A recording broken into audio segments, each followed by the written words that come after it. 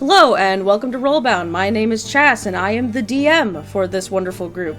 We're going to go down the list and everyone introduce themselves, starting off with Groove. Introduce yourself. Hello, I am Groove and I am bound to the role of Chronoharist Mobius.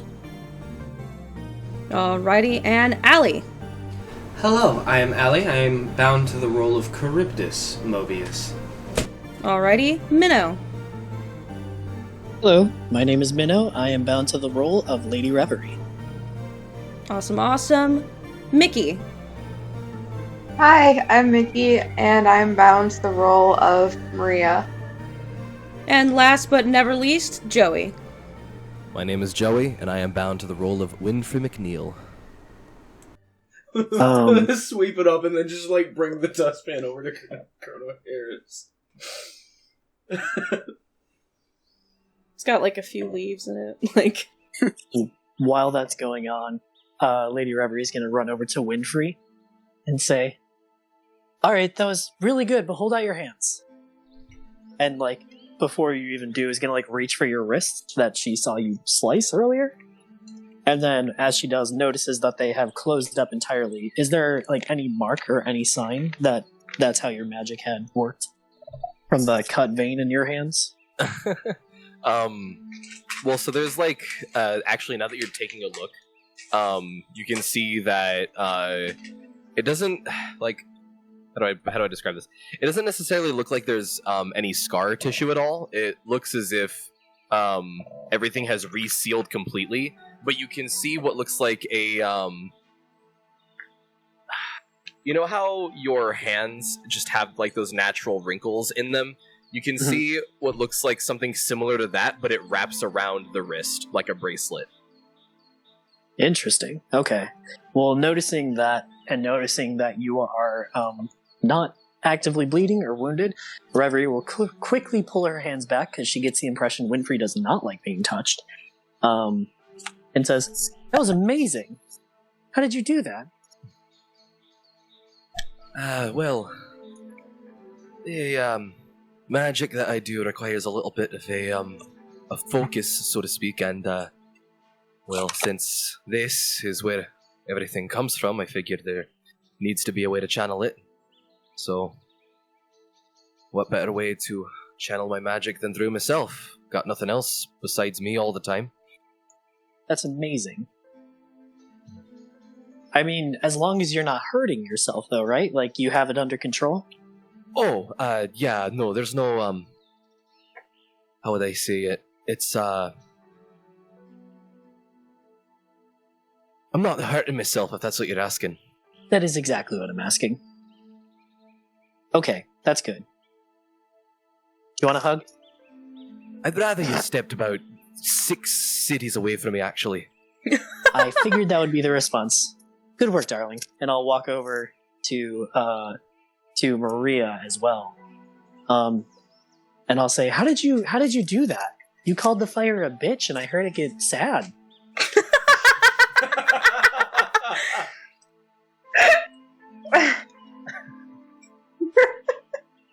I don't think I've ever heard someone bully fire before. It was incredible.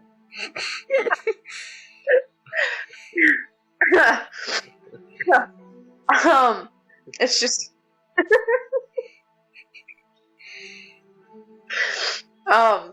it's just something I've learned in my many years of life. Well, I probably won't ask for lessons because I don't even want to make fire feel bad, but I cannot say hard enough that was really, really cool. And please do it more. To fire. Not to people, that'd be sad. But to fire, definitely. I will then look over at Chronoharris, give him I'll hold up my right arm again, which is the prosthetic, realize it's the wrong one, and then hold up my left arm, and give a big thumbs up, and say, "Good plan, buddy, you were totally right." Chronoharist is not looking at you.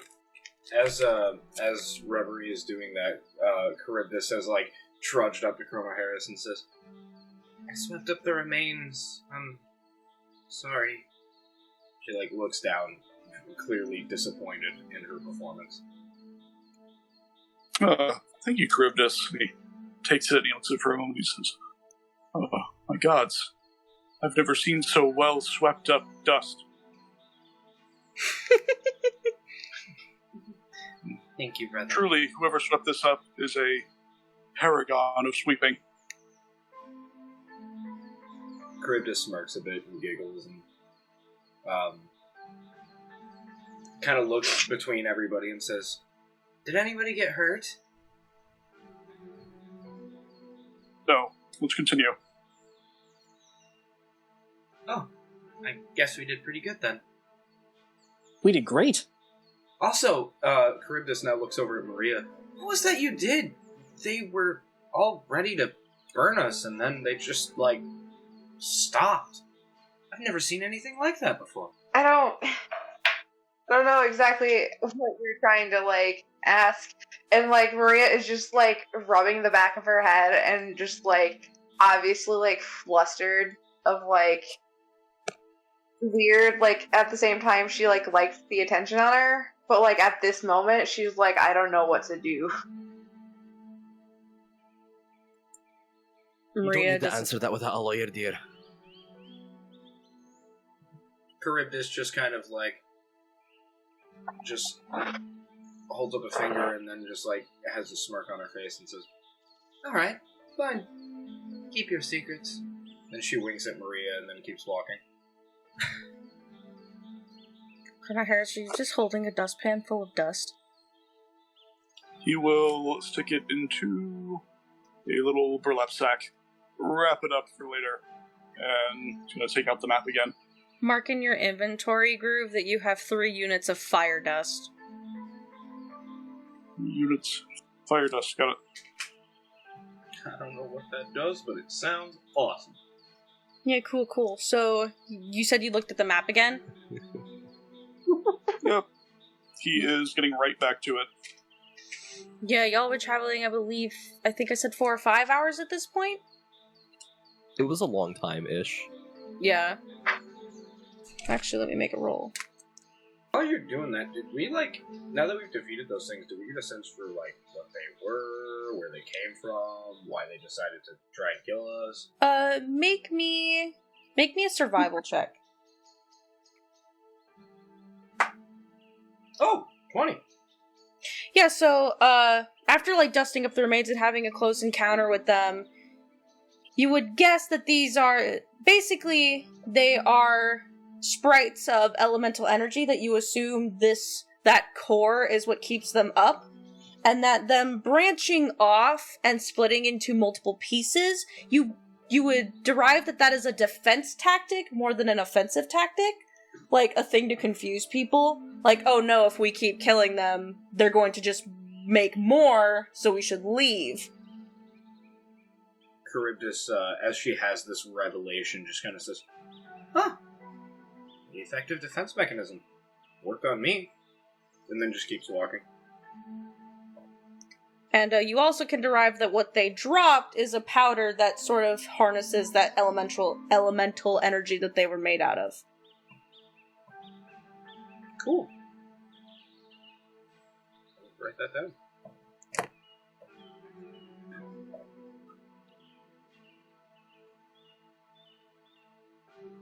We're growing. Yeah, so... Excuse me, why didn't that... Alright. The rest of your day is uneventful. You, Oh boy. you walk, take breaks as you need.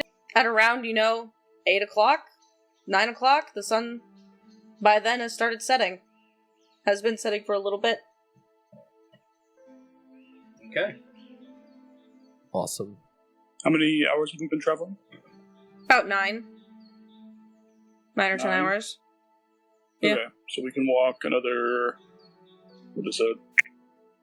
Another 7 through the darkness. We can? Yes, we can walk for 16 hours, I believe. I think after 8 hours you start doing forced marches. Right. It's been a while. It actually has not been a while. I literally just did this. Let me double check. I should know this off the top of my head.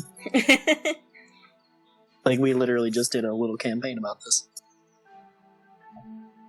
Could we at any point in that time, like, take a short rest?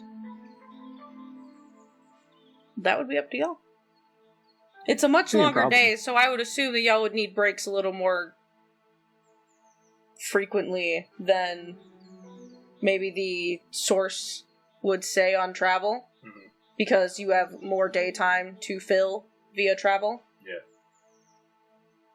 Yeah, it's the travel pace table assumes the characters travel for 8 hours a day. I heard what you just said. I'm just reading what I found here. Uh-huh. Assumes they travel for 8 hours a day. They can push on beyond that limit at the risk of exhaustion. For each additional hour of travel beyond 8 hours, the characters cover the distance shown in the hour column for their pace, and each character must make a Constitution saving throw at the end of the hour. The DC is 10 plus 1 for each hour past 8 hours. On a failed save, the character suffers 1 level of exhaustion. But again, these are also longer days than the 24-hour days, so I Yeah, don't know I if that's would- different. Yeah, I would bump that up to probably you can get 10 hours of good healthy travel before it starts being like that. Sick. So you're at 9. Cool. And we could always keep force marching until one of us fails a con save, since we're going to be removing that exhaustion when we sleep anyway. Sure. Lady Reverie is not in a hurry, but she is also definitely not opposed to not sitting still. So, yeah, if y'all want to keep going, she's fine. Yeah, Everyone else okay with walking at night? Yes, let's go. Is Winfrey good? Is Winfrey good? How do you mean? Like, You want to keep walking past or after dark? Are you okay with going another hour? Oh yeah, she can keep going. Yeah, cool. So, by the time the sun is down completely, it has been dark for a little while. You've been walking for about 10 hours.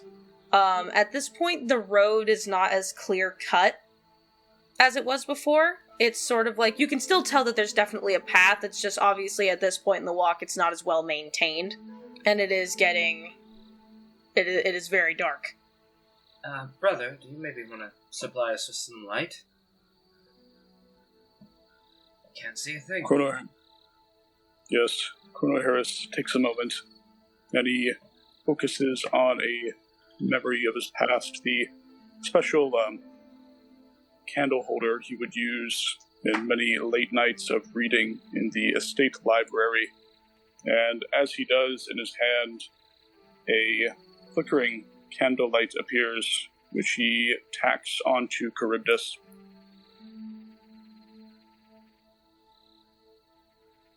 Little sticky light.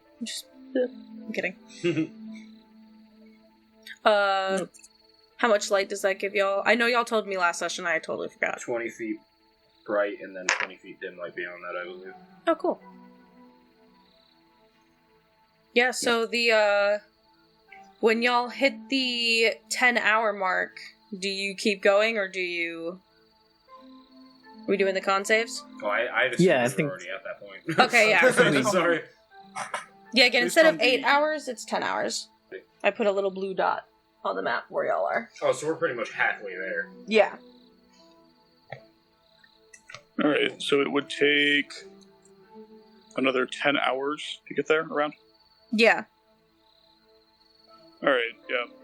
Now, Chrono Harris will, after the 10 hours, will stop everyone and suggest setting up camp for the night. So, like, a little after 10 hours, so, like, 11, 12 hours of walking? Right before the point where we would start to get exhausted. Okay. So I don't need those con saves, that's totally fine. No, well, he's just suggesting it. Oh, yeah. But if no one objects, then... I mean, Charybdis at this point has learned to listen to her brother on these sort of things, so if he suggests we stop, then she's going to stop. Reverie's fine stopping. Going once, going twice. Incredible. Chrono Harris is going to be in setting up camp with every... Oh, you know what? He's actually going to ritual cast Unseen Servants nonstop, and he will have them do the work for him. Oh, shit, that's cool as fuck. While that is happening, with the unseen servants, Winfrey's going to be setting up a fire and then making dinner for everybody. Oh shit. What is Winfrey making? What is Winfrey making? Well, we have fish, and we have grizzly, which means that she's going to, if we have salmon, of course, she's going to be attempting to make a, as close to a grilled salmon as you can get in the middle of the forest. And she's going to cut the grizzlies up and place them underneath the fish so that the honey-like taste of the fish cooks into the honey-like taste of the fruit cooks into the fish. It's going to make a nice, basically like a makeshift sauce for it. And she'll serve that alongside like whatever veggies there is available. And then, just out of curiosity, what ability score would you say that like cooking tools falls under? So, I would say probably wisdom. as Winfrey is cooking, Charybdis is going to say, "Here, let me help." Place a hand on Winfrey's shoulder and then walk away as I give her Owl's wisdom, which gives her advantage on wisdom checks. Yeah, so give me a wisdom, like a base wisdom check for your cooking, and then roll an advantage. 20. Yeah, so everyone, as the camp is being set up, you know, y'all see Winfrey set up a fire, and then, like, after, like, maybe about 5-10 minutes, this really delicious smell just starts to sort of fill through the area and get carried along the breeze. So the smell of pine and honey and fish and, like, cooked vegetables, like pan-seared vegetables, start to sort of fill the area around your camp. Yum. Yeah, Winfrey, for the fact that you are in the middle of the wilderness, you make a damn good meal.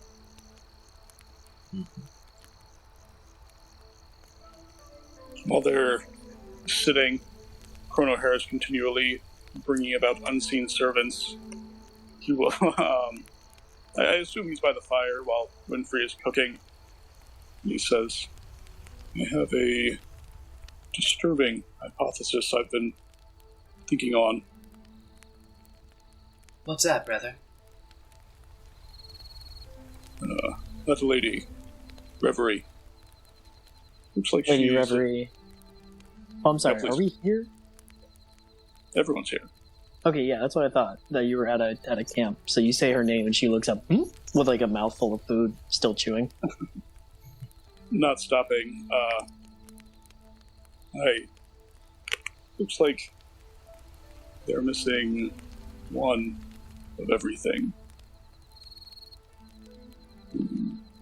One horn, one eye, one arm, one leg. I wonder, sort of like looks down, screamy look, if they're also missing half of their brain.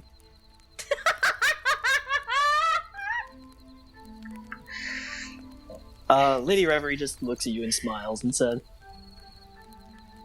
no, but thank you for asking. Is there a reason that you think that? And she just continues smiling at you, doesn't seem offended by what you said. Patterns. Patterns? Tell me more. Chrono Harris will very offhandedly start talking about Bayesian statistics, or the equivalent in this world. And at some point I think he realizes nobody is listening. Like, Reverie's listening. Oh, Reverie's listening? At some point you'll realize Reverie is listening and asking you questions. Oh. This is also listening. Yeah. Is Reverie, like, does Reverie seem to understand statistics? No. Oh. If you explain it in such a way, the thing is that every time that like you start explaining something to her or talking a bit about statistics, she asks you questions that are less about the statistics themselves and more about you. Like, and where did you first learn that? And like, and just things like that to try and direct the conversation back at you, which I'm sure Chronoheros then turns back into, you know, intellectual gobbledygook, because that's his thing. But that is essentially how she's keeping the conversation going. Ah. Neat.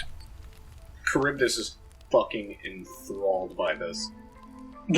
She says very little. She's just looking back and forth between Rev and Chrono Harris while stuffing her face. Like it's a fucking tennis match. Just based on who's talking, her head turns over there. At a certain point, Reverie will also, well, she thinks that Charybdis is distracted, will sort of push some of her leftover food onto Charybdis's plate to make sure that Charybdis keeps eating. Charybdis does But not still- notice. Still just paying attention. Yeah. Cornelius does not partake in the eating. He pulls out a little blue mote, pops it in his mouth, continues. Is there anything else, or shall we retire and begin the next day? Going once, going twice, great. Wait, Moving so on. you're telling me you don't want dessert then? I love No. dessert. I don't. I'll have You his seem dessert. You seem like the kind that would Reverie. I also like dessert. Oh, sorry. I would also care for dessert, thank you. Alright, well, because Winfrey doesn't know how to fucking bake, she's basically just gonna get a whole bunch of the leftover grizzly sauce, and she's gonna slice some of the diluted strawberries and mix all of it together, and then put it basically with a whole bunch of sugar, and then throw that in the fire and turn it into basically a whole bunch of like rock candies, essentially. That's so cool. At a certain point when Chronohir kind of, when the conversation dies down, I'm also just gonna try and make sure that I'm sitting near Maria, but not necessarily starting the conversation. Just sort of like, just chilling there while I'm waiting for my rock candy.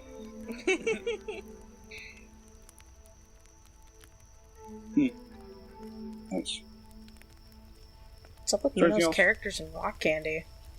Oh, we do need to get what is the watch order for the night going to be? If you have a wisdom above 14, say aye. Above 14? 14 or above. Aye. If you have a wisdom 13 or above, say aye.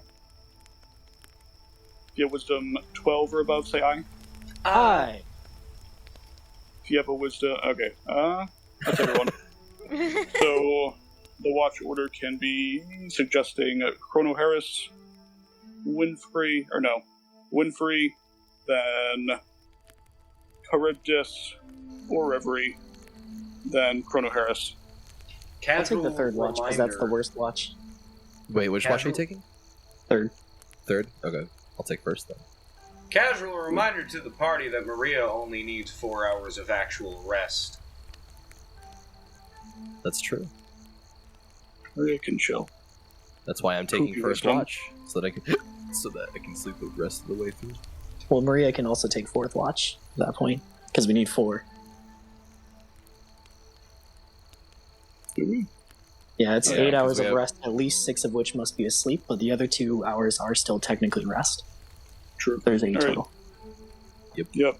So, Reverie last, Chrono Harris third to last, fucking, Charybdis second, Maria first. Speak now or forever hold your peace. Not having to take watch sounds great to me. Yeah. We're gonna sleep. So y'all Yeah, buckle down definitely. for a long rest? Yep. I'm Cool. confused. Why is the person with the best wisdom not taking watch? It's a good Huh? question. Said, why is the person with the best wisdom not taking a watch? Oh, true. Yeah. Because swap Chrono Harris Charybdis didn't with me. suggest it. I'll take Maria. You said that, or Maria's going first, because Maria only needs to sleep for 4 hours.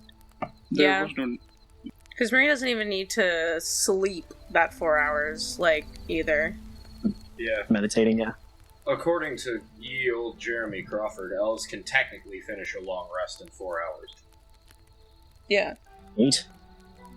So, first watch. Nothing really happens. Remind me, who was second watch again? My brain. Chrono Harris. Chrono Harris? Okay, cool.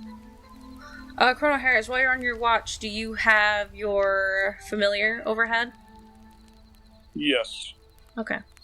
Have your familiar make me a perception check real quick. You got it. Ooh. It's a 10. Alright. Chrono Harris, can I have you make me a perception check? Yeah, you sure can.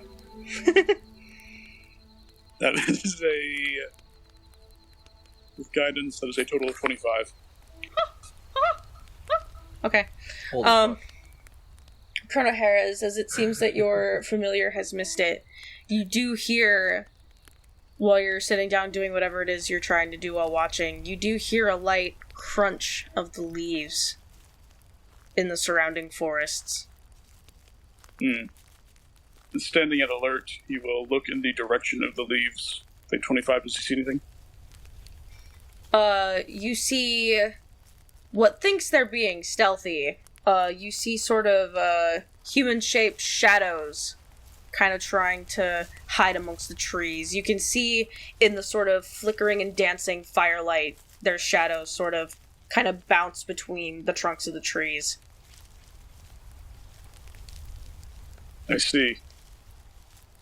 Chrono Harris very casually reaches into his pocket, gets out his wand, looks it over a bit, checks his component pouch, sure everything there looks good, and then he screams at the top of his lungs, "Somebody's here!" Oh my god. Yeah, And then- Charybdis. He's going to ready a ray of frost. Charybdis, hearing this, is going to snap awake, and then through my mark, cast Mage Armor. Winfrey's gonna sleeping with her dagger by her pillow. Basically, she's gonna pick it up off the ground and make her way out. Standing with a readied stance to take on all comers. Reverie, who is a very deep sleeper and has very strange dreams for reasons that the DM knows, but y'all can fucking worry about,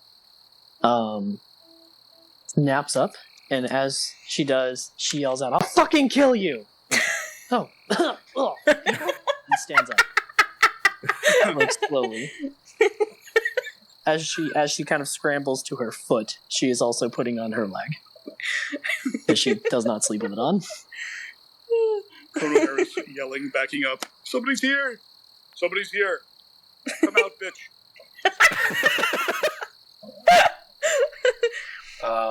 Yeah, The Charybdis tiny will, Chrono Harris says, will rush out, staff in hand, and then she's going to look to where I assume Chrono Harris is looking, and then position herself between the grass and him, and then just put the staff in the dirt. What are they doing? Yeah, so you see 5 figures kind of shift in the shadows. You hear the sound of as if someone was rubbing metal together, and you start to hear chuckling from the trees. Hate that. I cast... Oh, go ahead. Oh, I'm sorry, go ahead. No. If you're... Were you still describing... I'm gonna cast Bless. Okay. But I don't know if Also, you're still describing. I'm a liar. Did I say 4? I meant 5. I can't You said count. 5. I don't know how to count. You hear a voice from the trees go, "Well, looks like we've been caught, boys." And at least 3 figures sort of come into the firelight, and there's a large man in kind of scuffed armor with a bandana over his face, and the bandana looks like it has Viron's country symbol but upside down on it, and then it looks like his face, where his eyes are, it looks like he's painted soot on his face, he took ashes and rubbed it all over the upper area of his face. And everyone has hoods drawn, but the particular person kind of leading looks like he has bigger armor and stuff like that, while there's others sort of in the back. 2 of said 5 shapes seem to have sort of stepped back and can't be seen very much anymore. Chrono Harris takes a little paintbrush out of his painter supplies, casts light on it, and tosses it back at them. And we'll say, For what purpose do you approach? Oh, it's simple. Nobody needs to die, really. Just hand over all your valuables and we'll leave you alone. Or how about this, you feckin' half-wit? How about I slice open my arms here, turn 'em into veins, and puppeteer you around until you fall off a cliff? You piece of shite. I agree with what McCree said. That was the weirdest threat I've ever heard in my whole life. Marionette style make you fall off a goddamn cliff while I make all your friends watch. Sounds great, don't it? Oh, a feisty little one. That's a lot of shit coming from someone the size of a shrimp. Your men This advance shrimp's on got us. way more fucking gall inside of her left pinky than you do your entire body, you half-white. Not to Once mention, again, you I picked agree. a very poor victim this night. You see, we are camping in this clearing, sure, but we're not alone. Your men are outnumbered. Suggest you drop your weapons and walk away. Oh, you literally look like some sort of noble that hasn't been outside a day in her life. I'm not scared of you. The wire Yeah, and that spear just noble flips is possessing some kind of magical power the likes of which you'd never seen in your entire pathetic life, you piece of shite. And as Winfrey says that, the metal sphere comes up and then just starts sparking with electricity, and then sort of like one of those plasma globes. You want to get melted, lit on fire, have a tree dropped on your head? Come on, take your pick. We got plenty of ways to kill you, motherfuckers. Well, boys, you see him, lift up his, you see him, unsheath the greatsword from his back and said, I guess we're playing.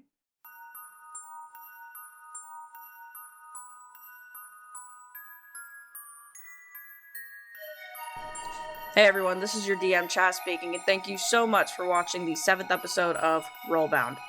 RollBound's episodes will premiere every Monday on both YouTube and Spotify. Be sure to follow us on Twitter at RollBoundPC for more updates, TTRPG content, and most of all, memes. Tune in next week as the party has a face-off in the darkest part of the night against the group of bandits. Hope to see you then.